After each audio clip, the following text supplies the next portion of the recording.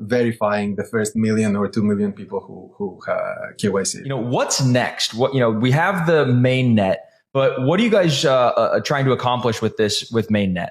So Hi guys, it's your wonderful brother, the King of Pi, the CEO of Crazy Gods Television. Wow, congratulations to all pioneers. We are already there, and I want to confirm your hope alongside with what Nicholas and wife, the founder of PiNetwork, just said this morning. All right guys, I will leave you to enjoy the interview. Please, if you are just joining this wonderful channel, I want you to subscribe, on down the notification bell so that you can always get a subsequent video. I love you guys. All right, everybody, welcome back to another episode of the Crypto 101 podcast. We hope you're having a fantastic morning, noon, or night, wherever you guys are in the world. You're certainly in the right place because we are joined by some fantastic guests today who are going to be doing a deep dive into their project that they've brought to life here that is tremendous. It's got such wide reach.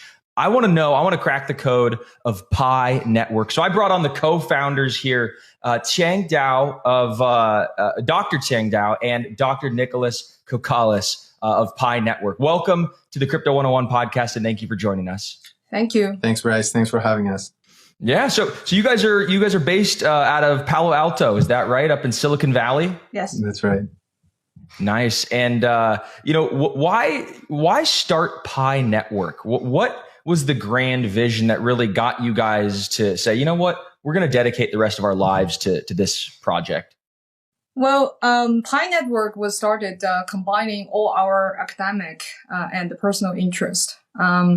Nicholas is a hardcore computer scientist with expertise in distributed system, which is a precursor to one big component of blockchain. And I myself is a social scientist. So with the second half of my PhD doing human-computer interaction, that's where Nicholas and I collaborated on multiple research projects, studying how to build computer systems to scale and to be used easily by humans.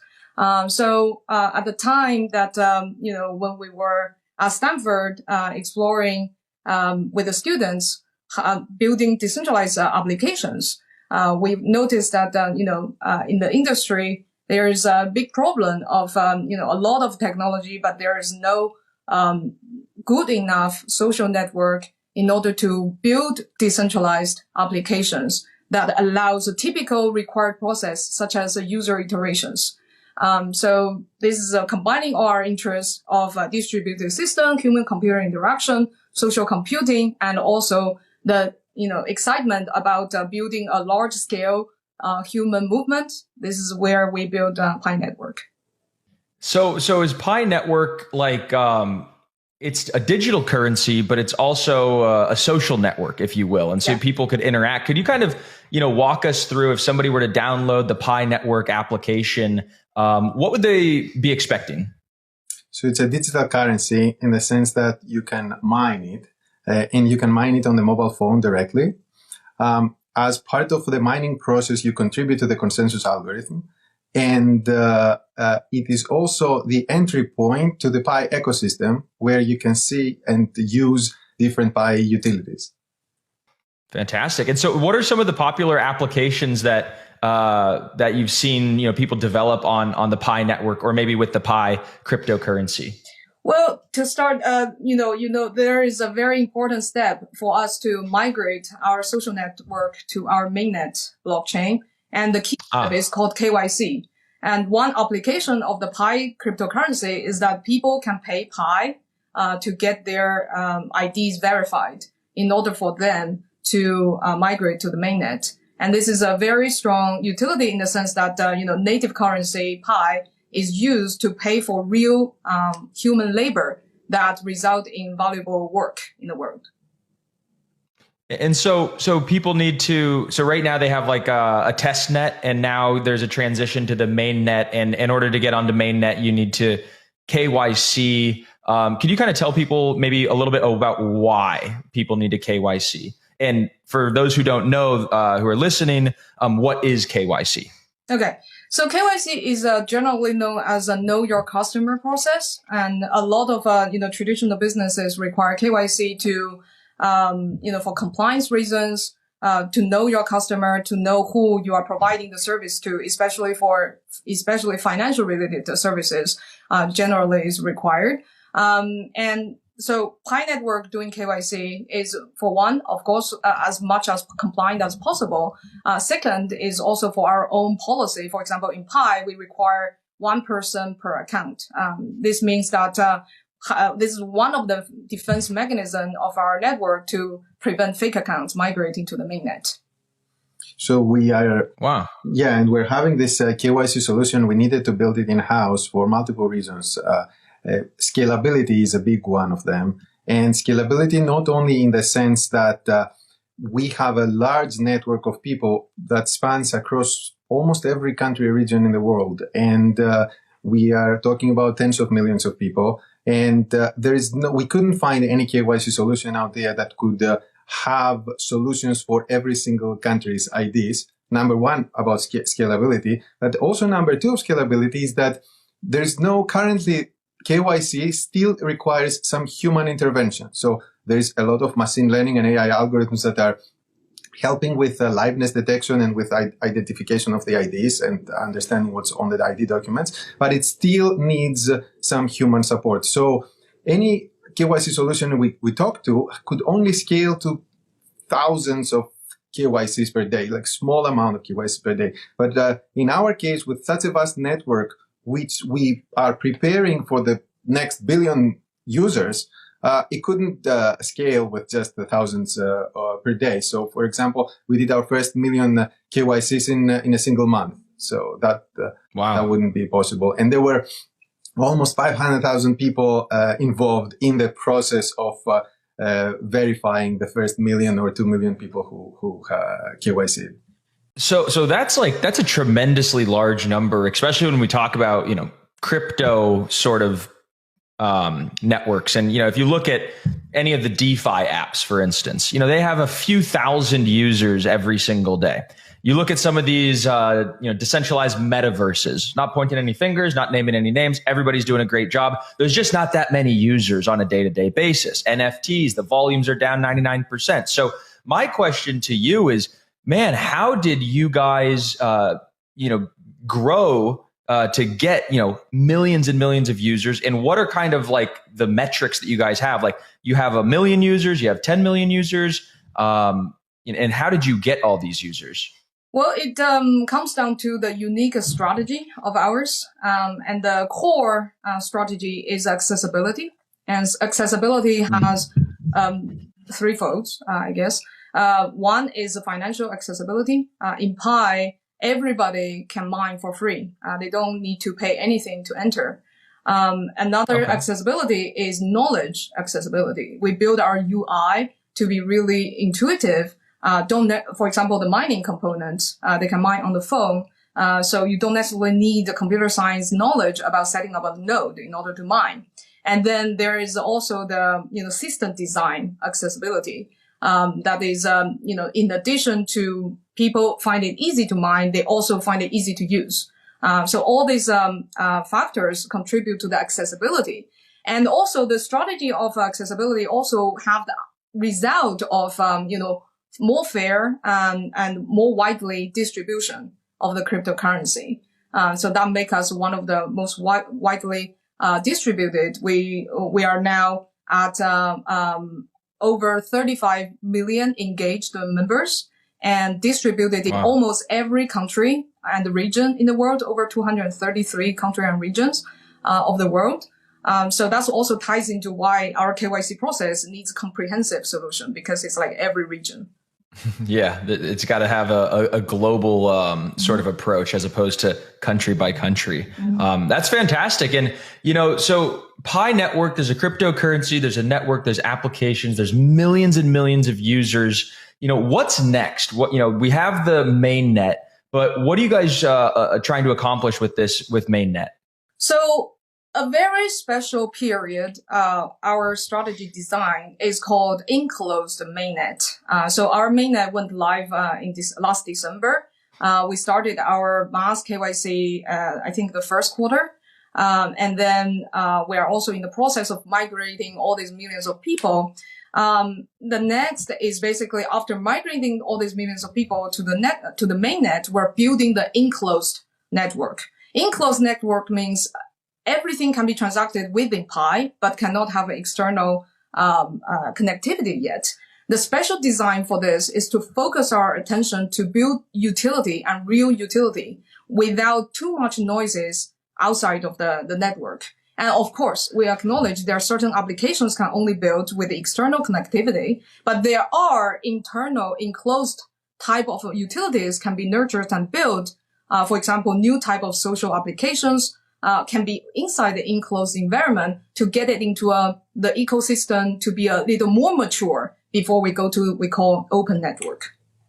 Okay, interesting. So somebody downloads the app, they're mining on their phone, or are they staking, or is it like they're doing some type of hash or something like that? Okay, so your question is how does the Pi mining work? I guess your question, right? Yeah. So mining, as people traditionally understand, is in the context of proof of work. When people think of mining, it's a lot of electricity, a lot of hashing. Okay. So, that's because proof of work require nodes to, spend, electricity to solve mathematical puzzles to reach a consensus. So it comes down to the type of consensus algorithm a protocol uses. Pi relies on federated Byzantine agreement, in which the consensus is reached not through burning electricity, but through a quorum, rely on a trust graph to rise from the trust graph. And inside the quorum, nodes send messages to each other, just like votes, in regard to whether a transaction is true or fraudulent, and help that reach consensus. Just by my description of how this mechanism works, these days any laptop can send messages to other computers. So the scale of the requirement for electricity is no comparison to the level that required by proof of work. This is the fundamental reason why Pi mining in the first place doesn't require electricity. Now, as I mentioned, there needs to be a trust graph. So the mobile miners are actually contributing their trust relationships to form this trust graph that can feed the consensus algorithm to reach consensus. So the actual running of the blockchain, the heavy lifting of actually running, is still on our Pi nodes, which is computer nodes. So, but the required efforts of our Pi nodes is different from the Bitcoin nodes. And then they're also rewarded in Pi in conjunction with the mobile miners. So in the broader sense of the mining is that individuals or nodes contribute to a consensus algorithm for it to reach consensus. In return, they receive rewards of that protocol. You guys envision PiNetwork ever interacting, or PiNetwork users ever interacting with their Pi tokens on other chains, right? Is it going to be this cross-chain future with bridges or atomic swaps, or is it kind of going to be maybe like one blockchain to rule them all? What's your guys' view? Well, the sky is the limit.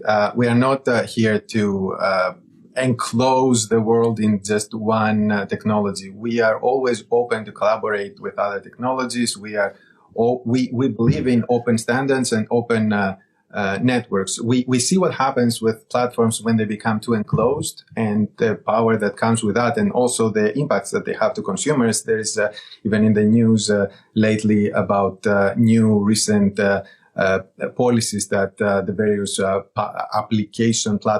application platforms are constantly changing to enforce different rules. So we are always open. We expect that there's benefit in collaboration between platforms, of course.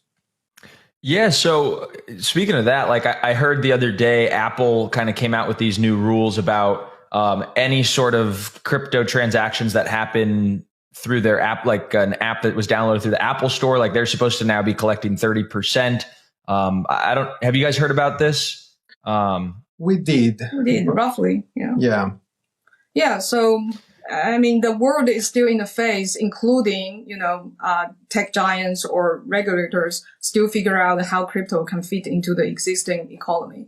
And that is the process as a crypto builder also need to be patient and follow and then adjust in order to, fit in at the same time create innovation.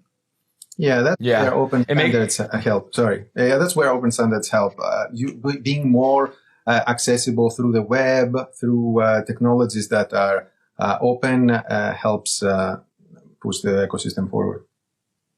Yeah, I was going to say basically the same thing. Like they're kind of pushing people away from mobile and back to web. There could be this renaissance of like these open web-based applications as opposed to just like, mobile first and mobile only applications. So it'll be interesting to see. We several years ago we made a pretty unexpected move. We are all about user experience and producing a better user experience for our users. But at some point we did something counterintuitive to user experience, which is we had the Pi app and we created the Pi browser.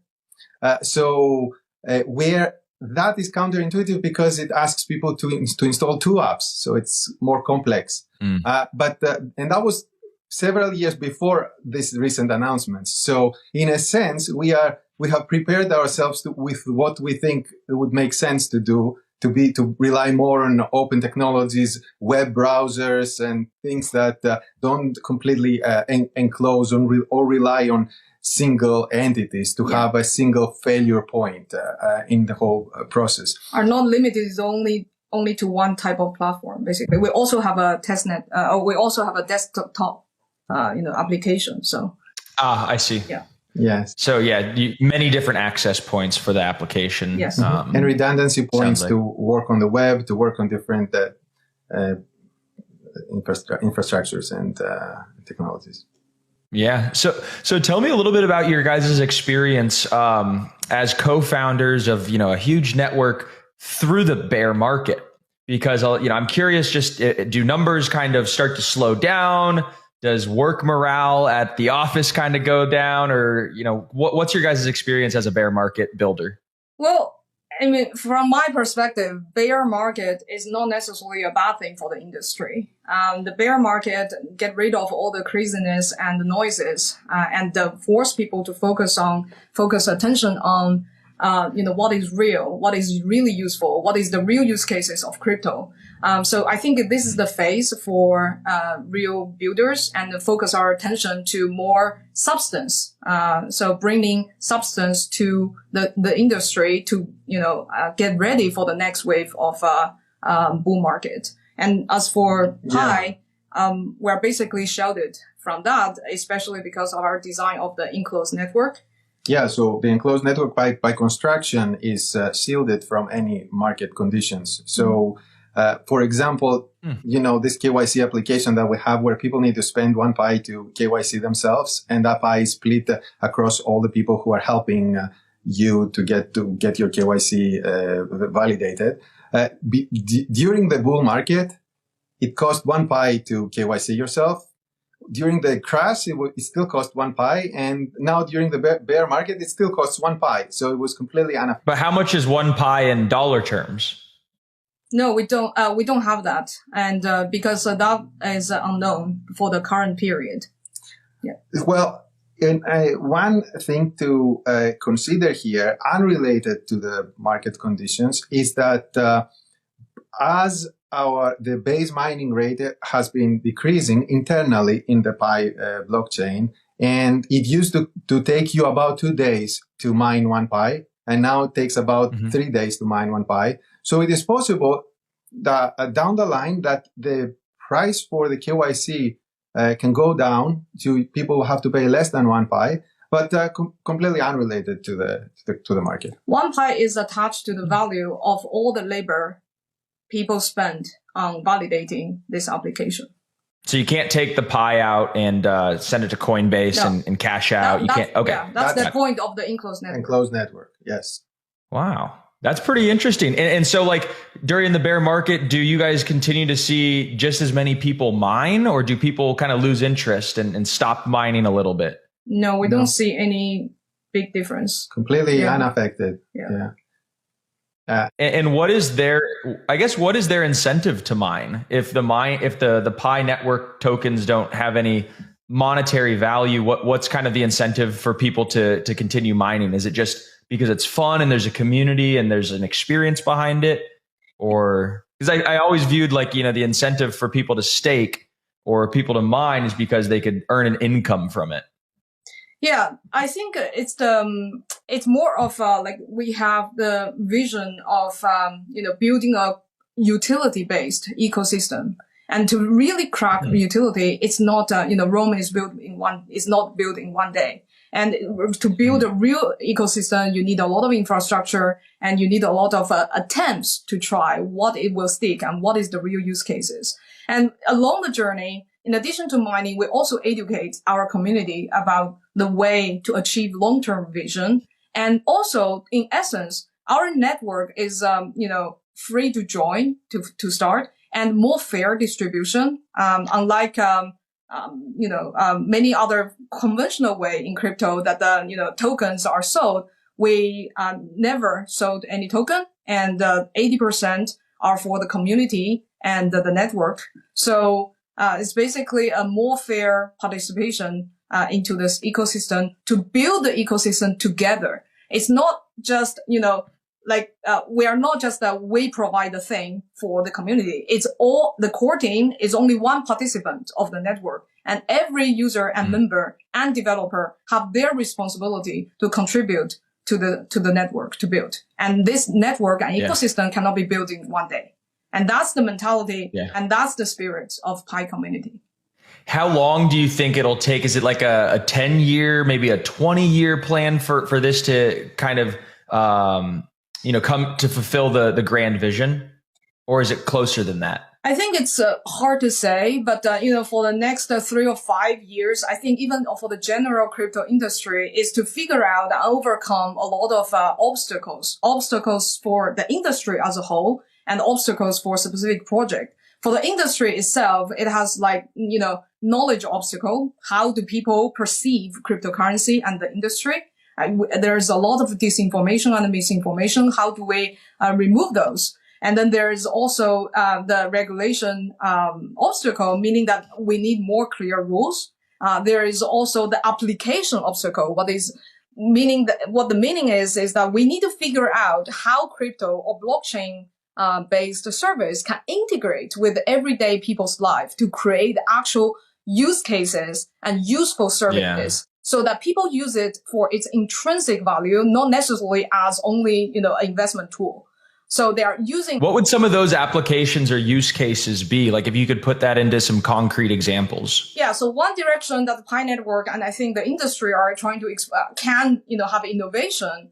In addition to all this DeFi, the very native blockchain applications is the social applications that integrate with cryptocurrency. I'm not just referring to NFTs or games, which is a booming vertical of the crypto space, but also like using cryptocurrency to integrate of designing social applications, not just copycat of the Web2 type of applications, but using the incentive and disincentive systems of a cryptocurrency. Now you're at the time you can use economic mechanism inside your app logic to create better content, to curate more high signal content than just in the information silo of machine learning. And you can also use this cryptocurrency as a mechanism to motivate and mobilize and leverage the crowd wisdom. Just like our KYC application is an example of leveraging the power of the crowd in order to scale certain services. Like this type of applications is, I think, for the next 3 or 5 years that the industry can explore and will have true innovation instead of a copycat of Web2 or just, very finance related, and to explore different type of verticals of applications and utilities. And this is what Pi is trying to do, given that we are already at the advantage of having a big social network to start with. Yeah. So what do you kind of think of Elon Musk buying Twitter? And I just asked this because he tweeted out and was talking about, he goes, myself buying Twitter kind of expedites the timeline for X, the Everything app. And the Everything app is supposed to have, a crypto wallet integrated with it and, work and play and social and all this kind of stuff along with payments. And it kind of sounds like that could be maybe even a competitor to PiNetwork. Is that how you guys think about it? We don't see things as competitor. And this is so new. This is so new industry. Every type of innovation is welcome. And also the fact that, I don't know what Elon Musk thinks about this, but the fact that he, have Twitter and then also interested in crypto as demonstrated. The fact that these two, social network and also crypto, merged together seems to be in line with what I was describing just now. Like in the social, vector, there might be innovations using cryptocurrency. Yeah, and in a sense, the strategy he proposed makes sense. So he said we need to take Twitter off the public market so that we don't have these external dependencies where Twitter may want to take some non-conventional, non-consensus moves, which if you do it as a public company, you have to look at how the market price of the stock of Twitter would go. So removing those external interferences, then you can try to focus on innovation that will be a long-term innovation. On the short term, if it was maybe loses money, less advertising, something less about the company, but in the long term creates a better product. And that's, I think, what he was trying to do there. In a sense, this is similar to our strategy for enclosed network. So we have the enclosed network right now to completely eliminate all the possibilities of people trying to use Pi for quick success of X, of Y, of Z, and focus on long-term utility, long-term usefulness for the world. Mm-hmm.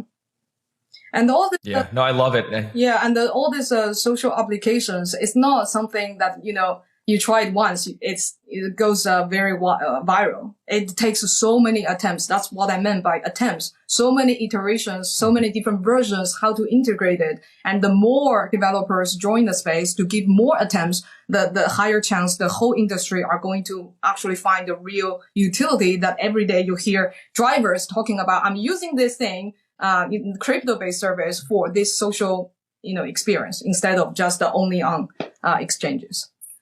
Yeah, no, it reminds me of I watched this documentary actually about Elon Musk and starting SpaceX, and he iterated many, many, many times on the rocket ship to have, consumer flight. But he blew up the first 3 rockets on accident, right? So nothing's ever perfect the first time. But if you want to have true long-term sustainable innovation, I also love the analogy of, him taking Twitter off the public market, because the things that he'll do to that company after he purchases and go private, he will have if he still had public board members and public shareholders to a fiduciary obligation to them, the experiments that he would run and the innovation, while it might, affect the stock price negatively, it could actually be long-term, a net benefit. And it's pretty clear that, that's what he's going to be doing. He's going to be doing a lot of experimental, fun, innovative things, a lot like what you guys are doing with the PiNetwork. And so I'm excited to see how everything turns out. I'm excited to download it and get Pi mining myself here. So guys, I really appreciate you coming on to the Crypto 101 podcast. If anybody who is listening is interested, they want to learn how to mine Pi, maybe get involved in the ecosystem, where can we direct them to? And we could link some stuff into the show notes. Minepi.com. That's easy. Minepi.com. Yeah. How'd you guys land on the name Pi? P-I 3.14, right? Yes. I guess we're all geeks. So we love math, and Pi is such a universal concept. Everyone understands. It also represents a circle that the uniting people together. Inclusiveness goes into the concept. And also, Nicholas has a Greek descent. It's a Greek letter. Easy to type it on my Nicholas. It's easy to type it on my keyboard. Love it. All right. Well, guys, thank you so much.